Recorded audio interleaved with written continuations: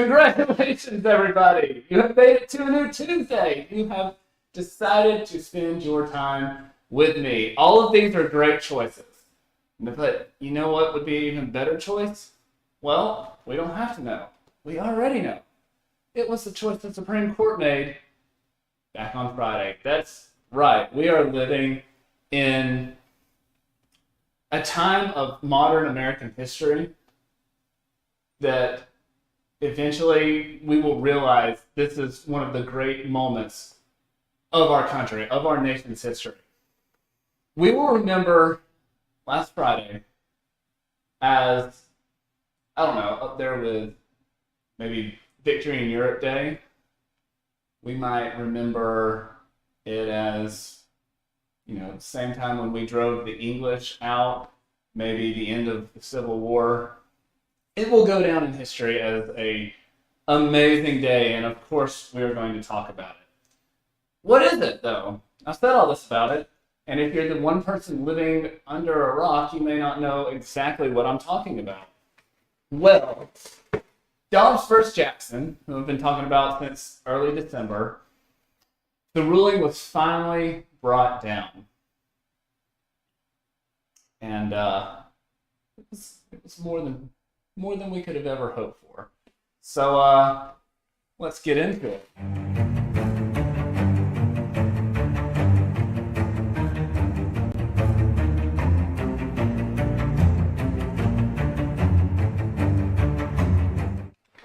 Alright guys, I'm just going to give the obligatory subscribe down here. If this is your first time seeing one of these videos, there is 32 other episode 31. There's actually 32 other episodes. They're all great, trust me. I would never lead you astray. Also, leave me a comment. Leave some comments in the live chat. I want to ask what y'all feel about this. What day in American history, good or bad, because, there might be some of you out there who don't think it's a great day, good or bad, what day does this in history remind you of? So put that in the live chat, leave a comment, and also like this video. It helps me out a lot, and I hope to grow this channel through those efforts. Also, there's a little bell right there, and every time someone else will rejoice in happiness just spontaneously about the decision that was passed down, this Roe reversal. So hit that. Not only do you get that, but you also get notified every time that I go live or that I release a video. I have some pretty cool content coming down the pipeline. I can't wait to share it with you. And you'll know all about it first. You could be the first person to watch it. Maybe not, but probably. But maybe not. All right, so let's get into this. Roe is dead. Roe v. Wade is dead. What does that mean? Well, before we get into that, we should actually... How should we react to it? Of course, with rejoicing, of course, with applauding. Go ahead, give a clap, give a rejoice, give thanks, because babies' lives will be spared. You heard me. That's babies' lives from conception. Many of them will be spared.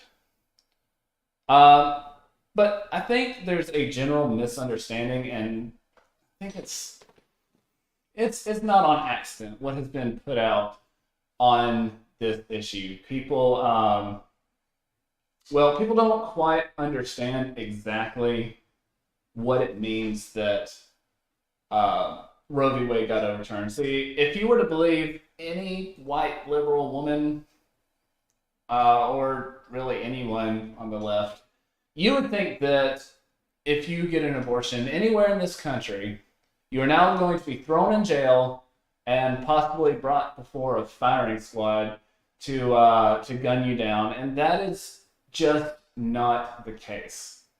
People have been saying, "Oh, this is the end of democracy." Well, guess what? Your freedom still there. This is not the end of democracy. In fact, it is the most democratic event I think I've ever seen in my lifetime. When you really break this down. So what happened? So what they basically did is say, hey, Roe was not good law. It's not written well. It's not well argued. What it was a bunch of liberal justices along with liberal advocates, feminists, all that. They wanted the ability to, kill their babies with no consequences. That's generally what it is. Even if you listen to Roe in later years, like recently, has said that basically that she lied and that she played a part to get what she wanted. And what this court has now said was, you know what? That power belongs with the people. It belongs there's no enumeration of this right federally. So it's going back to the state. It's doing what the Constitution has prescribed for these occurrences. It is devolving that power back from the state, which is amazing because that is a branch of government. That is 9 people, really 5 with one kind of concurring because I guess he felt he had to, saying that we have a power. We've had it for 50 years. We should not have this power. That's what happened. That's exactly the focus behind it, is that this is not for us to describe. We are letting go, we are relinquishing this amazing power, and we are sending it back to the states.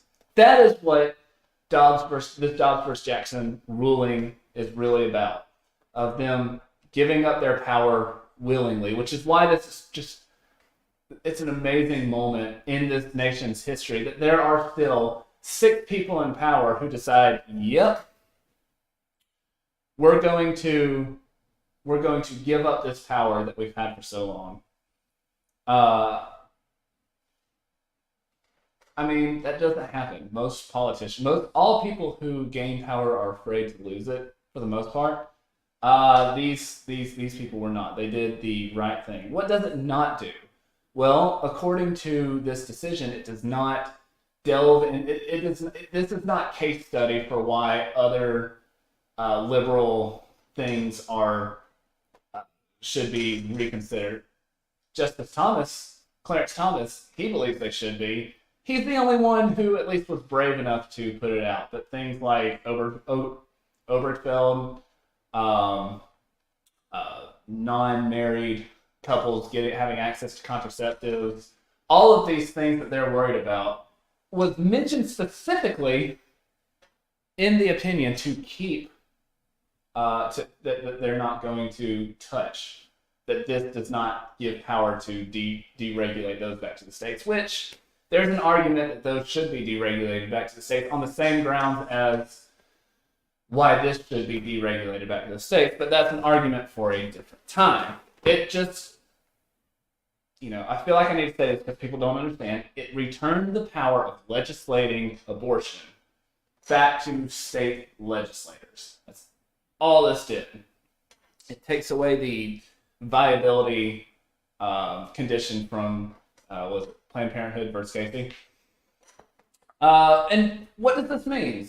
Well, it means that red states are probably going to pass laws that restrict it more, or God willing, completely. And blue states are going to open up their laws as much as they can. They're going to try states like California are trying to put public money to bringing people into the state to provide them abortions. And another thing about this is it really shows that, unfortunately, this is not going to be as big of a win for the pro-life cause as we want. Because states like New York, which have 20.3 abortions per 1,000 women, so right at 2%, their abortions are going nowhere. They'll still be able to walk in and probably have a state-funded abortion as often as they want, and they're just going to keep the murder machine there alive. Same thing with places like DC, which is 23.9 abortions per 1,000 people. Also, Illinois has 18.6 per 1,000. All of these places, they're not going to lose the right. They might open it up more. They might make it right up till the moment of birth. Honestly, and this is just me conjecturing, I would not be surprised if it's at least not proposed. That you can kill your baby within the first year of its life outside of the womb. I mean, there's no intellectual honestly difference inside the womb versus outside the womb other than my body, my choice. Even though it's a completely different body, I've never understood that. California doesn't report those numbers, but we can assume it's high. Again, they're going to expand. So all of these liberal women who want these abortions are generally living in states that are already going to have the abortions. You know, places like that are going to restrict it: Texas, Alabama, Oklahoma, Missouri. I think Missouri's is like 2.3 per 1,000 women, so that's what, 0.2%. Alabama is 2.1. All these things. The only real place in America that's going to see a lot of change coming out of this, I believe, is actually the great state of Florida right here. It's a surprisingly high 18.5. That's just below Illinois. 18.5 abortions per 1,000 women. And I have a feeling that's going to be very restricted. God willing.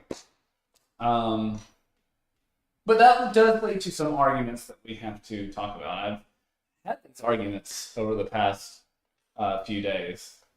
And I think it's arguments that we can win. One of them is that this will add to a burgeoning foster care system. So basically, they say that because you're forcing these women to bear their child to term and not, stick a fork in them, suction them out the brain, send calipers up. We had that video very early on in my run of episodes where this a doctor talked about how he performed 12 to 14 week abortions, where he literally sticked up these calipers and yanked him out, and sometimes he had a face pop out. It's terrible, terrible stuff. Also, anytime someone wants to debate that with you, force them to answer to that. Force them, ask them why you should have the ability to, tear a baby's limb from limb. But yeah, they'll say this will add to a burgeoning foster care system. First off, so what's your plan? Just think that they're better dead than in the foster care system? You think that if you have to go through the first part of your life in the foster care system, that it's actually better to be dead? Because that's what you're saying. That's what you're saying. I'm saying it may suck, but it's better than being dead. But it's not how they see it. They asked us what solutions we want to propose. And, well, I think there's a few places the government could pull money from to help with these. These are things that I would be okay with us helping with, the U.S. government providing taxpayer money for. We could pull funds from Planned Parenthood and other abortion providers to subsidize adoptions. And if you think that wouldn't make a dent, I have the receipts. So in 2019 through 2020, the U.S. government, through grants, gave Planned Parenthood as a national identity $618.6 million. That is well over $500 million that they granted to these people. Also, and I'm not really saying I believe this, but this is what they put out, so I'm going to use their numbers. They only 3% of their budget goes to abortions, specific services. And this is just Planned Parenthood, and this is not all the other abortion providers that are out there. They say 3%. Okay, cool. We'll use your numbers. Sure, let's do that. That's still $20 million in 1 year. So let's say the government stops pulling that $20 million, stops giving that $20 million for them, and instead a judicious use of that within to help facilitate adoptions, and also goes into the foster care system to increase the quantity and quality of foster homes, which would increase their standard of living and have all of these benefits. And that's just, again, from Planned Parenthood, that's $20 million. That is a large dent that could be put in. Also, people who use this argument generally don't understand that there's something like a 2-year waiting list for adoptions, and they're very expensive. And so why shouldn't this money be pulled from Planned Parenthood to them? Why shouldn't it be? I mean, it fits your worldview. the leftist viewpoint, across the majority of them, is that a baby is not, it's not a baby, it's not a human in the womb. That's exactly what, that's not alive. That is exactly what Justice Sotomayor used during the oral arguments for Dobbs versus Jackson. That was almost a direct quote from her. So using your own logic, why should we not pull this money and spend it on real humans? If you see this and this is the positions you fall on, I would love to hear from you. You can go on the Facebook page, you can type it in the comments here. I would love to hear why we shouldn't pull money away and put it into from abortion clinics and put it into the foster care system to help subsidize adoptions, to help families who are fostering. Why shouldn't we? And try to, stay within the confines of your ideology. That fetuses, whatever you want to call them, gelatinous masses early on, are not actual humans. Use that reasoning, please. I would love to hear how you answer that. Why not spend the money on real people in that case? And I'm going to guess that your answer pretty much boils down to women should have the right to kill their child. Women should have the right to their body, their choice. So if it's their body and not someone else's body, and it's not alive, then why not use that money on alive people? Glad that y'all hate, people in the foster care system and all that. Because that's basically what you're saying at that point. So, would love to hear from y'all on that. Who knows? Maybe you can change my mind. You can try. Another one. What about women who are young, who are raped? All these. Well, when it comes to rape specifically, I would, for the sake of argument, say, okay, we'll leave those alone. You can still get them for that. That's not necessarily my position, but if we say that we can leave those alone, which is, according to very, very liberal, very, very pro-abortion institutes, like the Guttmacher Institute, at 1%. So if a very liberal, very pro-abortion institute puts the number of abortions that happen because of rape at 1%, would you be willing to get rid of the other 99%? Would you be willing to get rid of all the ones that say, well, this is hard, I'm not in a financial position, my boyfriend left me, my husband left me, I just want to continue in my career. All those, some of them are worse than others, all of those boil down to convenience. That's what it is. It's convenient not to have your child in that situation. You can admit that. You can't. But that's what it boils down to.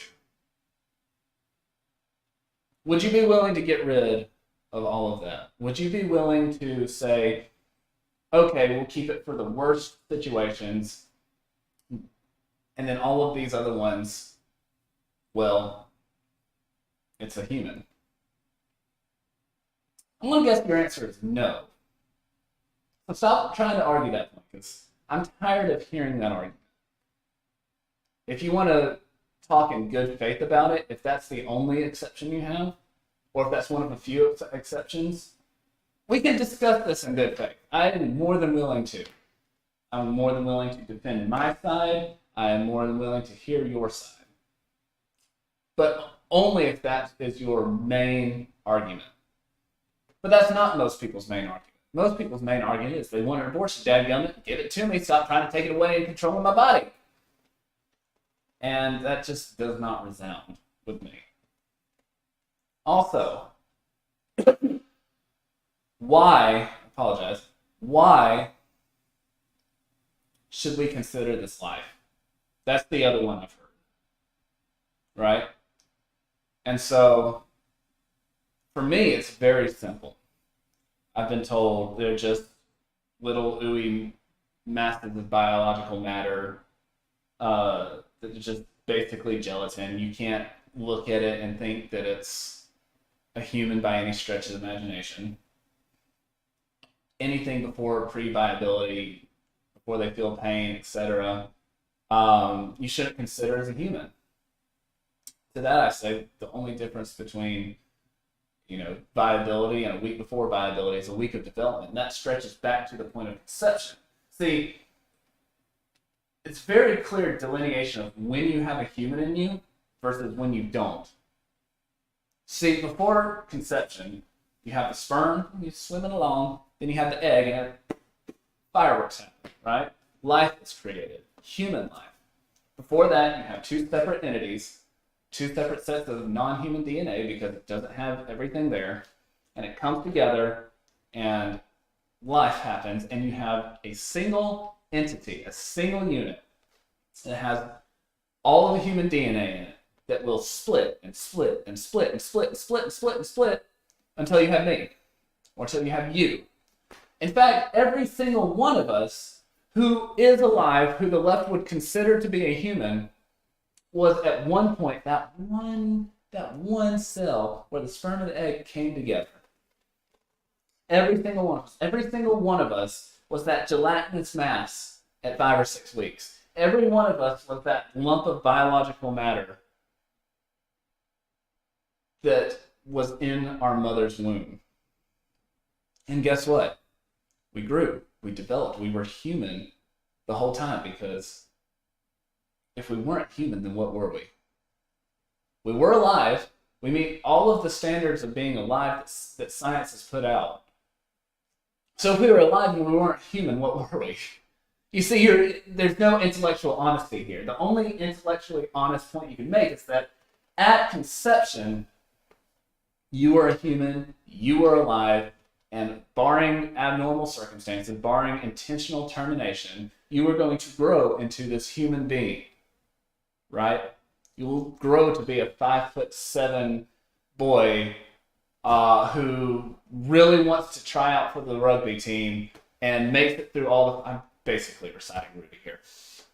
Or you're the really tall girl who plays volleyball and ends up coaching a team of your own.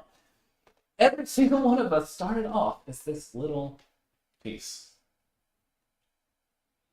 So when you say that it's not human, when you say, oh, just because it's a mass, gelatinous mass, red biological mass, it doesn't make sense.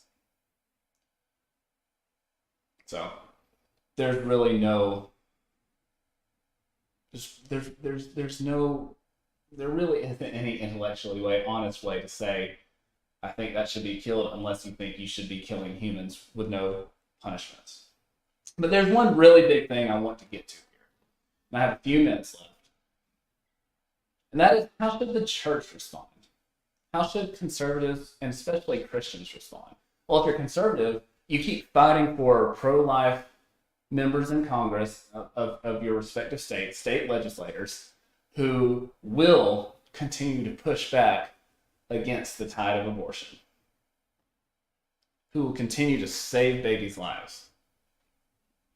But as the church, what should we do? Well, pretty easy. The largest mission field in America has just opened up to you. It has. The largest mission field in America has just opened up to you. What does that mean? Well, it means that Sally, who's 20, whose boyfriend got her pregnant and skipped out, she could use a hand.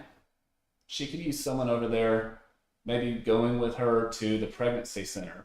If they let you back there holding her, if she wants you back there holding her hand while she gets the ultrasound. Being there, ready to celebrate the life of her when she gives birth.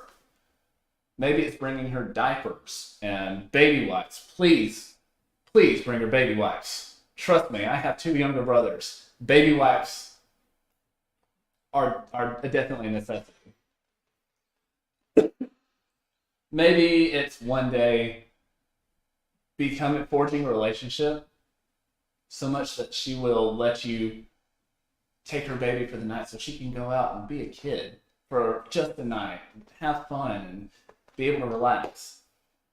Maybe it's for Sam, who got his girlfriend pregnant, does the right thing, stays with her, decides, I'm going to take care of both the mother of my child and my baby.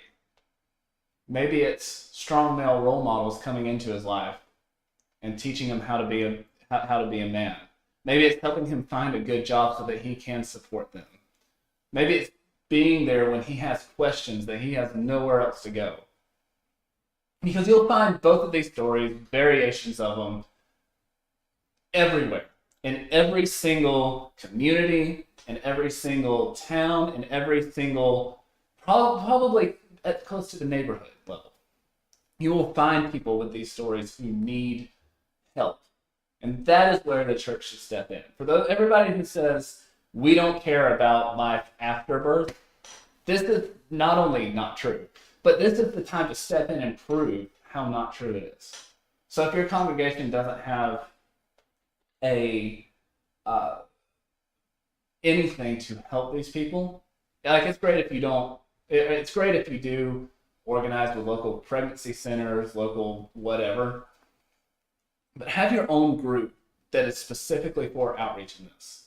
Go to your pastor and say, hey, this mission field, we're here for it. Because you know what? You're going to reap what you sow in your community, right? I know, right? So this is our chance as Christians to really show up and show out and show the love of Christ. So, all right, guys, that's what I have. Enjoy this momentous occasion we are living in, because who knows how long it's going to be till we see a day and a time of this magnitude. We may never see something like this again in our lifetimes. So just remember that. Go, love someone, and also do something that's going to get a leftist to try and cancel you, because you're probably doing something right. All right, guys, I will see you next week. Have a great week, and go out and make a difference in someone's life.